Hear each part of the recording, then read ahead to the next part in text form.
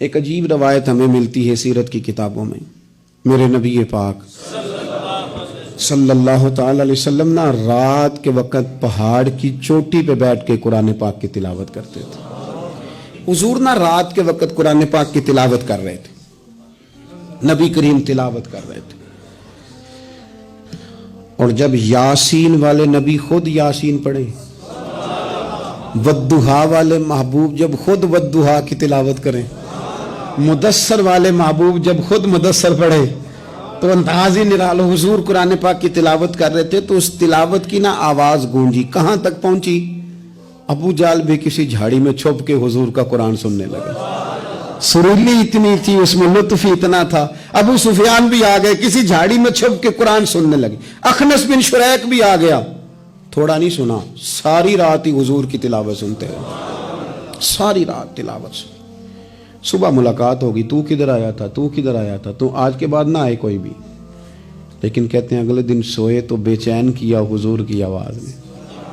پھر اٹھے، تینوں آ کے پھر مختلف جگہوں پہ بیٹھ گئے. سویرے پھر ملاقات ہو گئی. آج کے بعد نہیں آنا، تو بھی نہ آنا، تو بھی نہ آنا. پر کہاں چین لینے دے حضور کی میٹھی آواز، کہاں چین لینے دے حضور کی میٹھی آواز. تینوں پھر اٹھ گئے. کئی دن آتے رہے. ایک دن طے ہوا کہ آج کے بعد بالکل نہیں آنا، جو آئے گا سزا ملے گی. ہو گئی بات طے. اخنس بن شریک کہتے ہیں میں سویرے ابو جہل کے گھر گیا. میں نے کہا سن، ایک دن نہیں کئی راتیں تو نے بھی سنا، میں نے بھی سنا.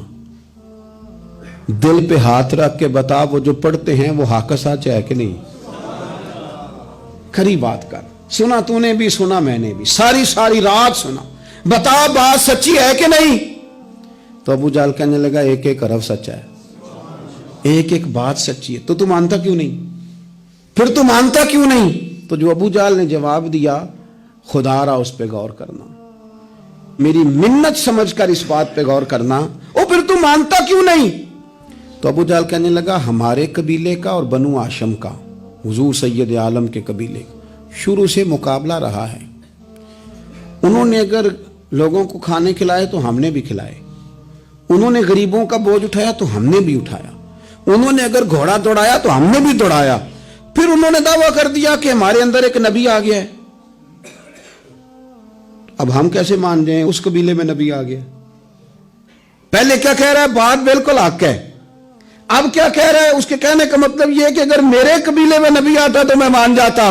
او خدا کے بندو، یہ برادری کا بت، قبیلے کو جو بت بنا لیا معاذ اللہ، وہ تعصب بن کے آڑ بن گیا، گروہ پرست ہو گئے. وہ کہنے لگا اس کا مطلب یہ تھا کہ میرے قبیلے میں ہوتے تو میں مان جاتا. قبیلہ دوسرا ہے. خدا را ان بتوں کو توڑنے کی ضرورت ہے.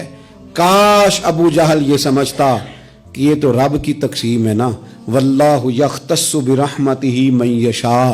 وہ کہتا ہے میں جس کو چاہتا ہوں اپنے فضل سے اپنا خاص بنا لیا کرتا.